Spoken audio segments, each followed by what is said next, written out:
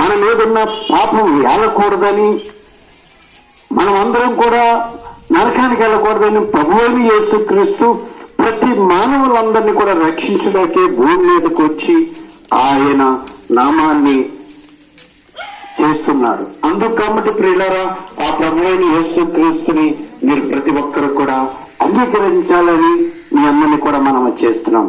ఎందుకనగా ఆ ప్రభువైన యేసుక్రీస్తు మనందరినీ కూడా రక్షించి కాపాడేవాడు. ఆయన అందరూ మన పాపాలన్నీ కూడా పోగొట్టేవాడు. అంతగా ప్రభువైన యేసుక్రీస్తుని మీరందరూ కూడా అంగీకరించాలి. చూడండి, మేము ఎన్నో పుణ్య కార్యాలు చేస్తున్నాం, ధర్మ కార్యాలు చేస్తున్నాం, వస్త్రదానం చేస్తున్నాం, భోజనాలు దానం చేస్తున్నాం, రక్తదానం చేస్తున్నాం అని చాలా మంది చెప్తారు. నిజమే, మీరు అన్ని దానాలు చేస్తున్నారంటే మన ఊర్లో మంచివారు అంటారు, మంచి కుటుంబం అంటారు. కానీ మనలో ఉన్న పాపం మాత్రం పోదు. ఆ పాపం ఏం చేస్తుందంటే ప్రాణం తీసేస్తుంది. ఆ ప్రాణం తీసేస్తమే కాదు, నరకానికి వెళ్ళిపోతాం. అందుకే నరకానికి వెళ్ళకూడదనే మనం యేసు ప్రభుని అంగీకరించాలి. మనమందరం కూడా మనలో పాపం పోవాలి అంటే యేసు ప్రభుని అంగీకరించాలి.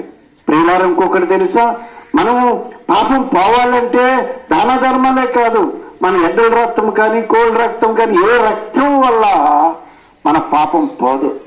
మనం పాపము పోవాలంటే ప్రభు అయిన యేసుక్రీస్తు నీ కొరకు ఒక్కడ తక్కువ 40 దెబ్బలు తిన్నారు. ఆయన నీ కొరకు సిలువలో ఆయన ప్రాణం పెట్టారు, రక్తం కార్చారు. ఆ రక్తమే పరిశుద్ధమైన రక్తం.